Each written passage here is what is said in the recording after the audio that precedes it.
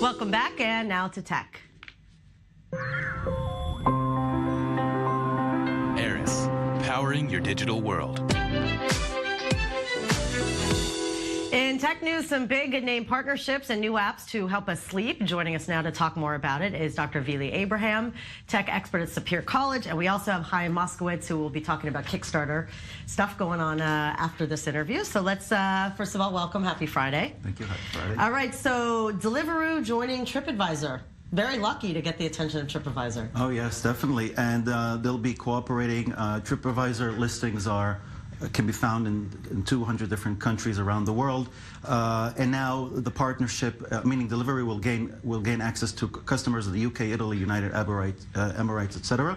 And TripAdvisor has listings for 7 million restaurants and hotels and different places, but now when you visit TripAdvisor, you'll have an option called Order Online. So wherever it is you're in the world, whether in a hotel or Airbnb apartment, you'll be able to order food. Wow. From 20,000 different restaurants. That's amazing. And imagine, are these restaurants now having to also contribute and have more delivery people now that there's going to be a growing marketplace for this? Exactly. And Deliveroo will gain access to TripAdvisor's customer base, meaning it will increase its market share. Both will benefit. It's definitely a win-win situation. And they worked really well. I mean, Deliveroo was already doing well on its own. Really well successful, yeah. Just complementary, and it's also a supplementary service for TripAdvisor users, because if you're in a hotel, you know, you can find a good restaurant, but what if you don't want to leave your hotel? Without paying 5 times as much, getting room service, right? Exactly. For like $100 breakfast.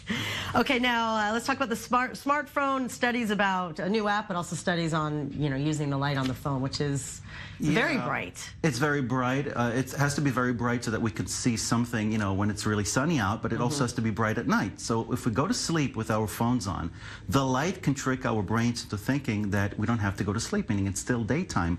And this means that it interferes with melatonin, the hormone that tells our body, you know, go to sleep. Right. So if we don't go to sleep, it means that it damages our memory the next day, our cognitive abilities. We can also gain weight because it interferes with weight control hormone. Wow.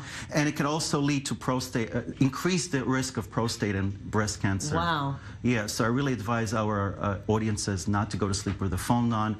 And a lot of us are dependent on phones, meaning according to statistics, most of us check our messages the first 15 minutes we wake up.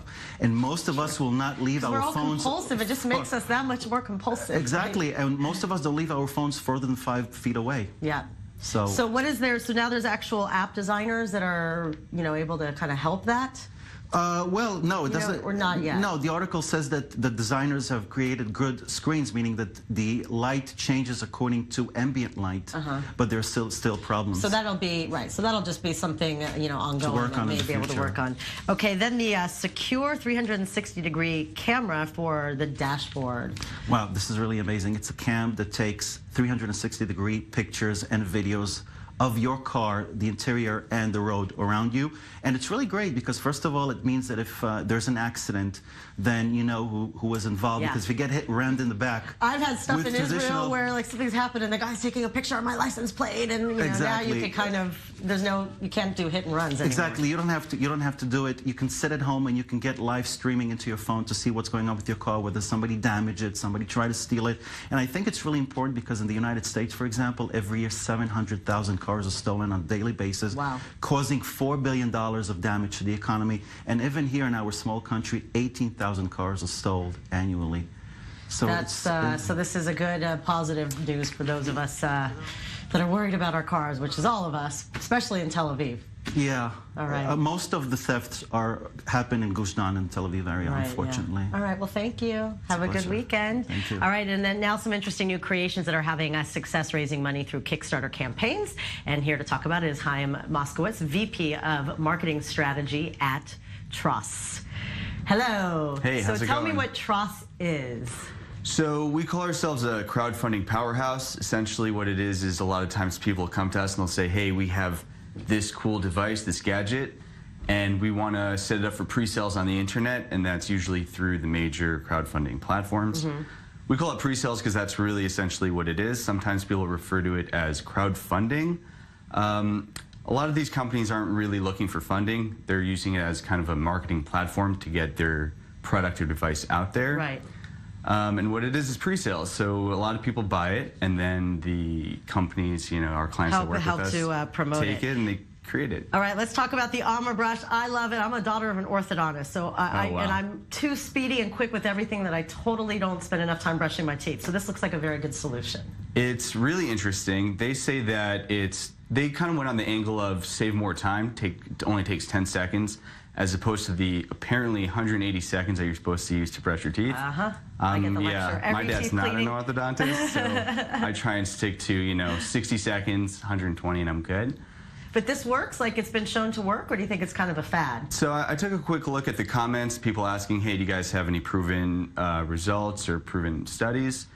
They seem to be basing it most off science that's been proven, but then studies on their actual product less so. It's about $90. I say it's worth it if you're just gonna, Right, even if it's not doing anything specific, it's still getting your, the best that you could do. It's a cool concept. Also, a mac and cheese. Build your own mac and cheese for all of us who miss our American comfort food, like me. Yeah, I'm a huge mac and cheese fan myself. I try and make it myself all the time. These are two guys who are basically traveling around the West Coast making mac and cheese. Decided to kind of set up shop somewhere and just, lay low and start selling whatever you want in there. So I saw they got like peas and bacon and all this really, really cool stuff. And it's essentially based on the model of, pay for your meal now, help us build this shop, and we'll give it to you when we're ready. Nice. Now we need to bring it to Israel, because these are certain foods that I miss. That I only hit when I go to New York to visit. I'll be there too. All right. Thank you guys so much. Have a great weekend. You too.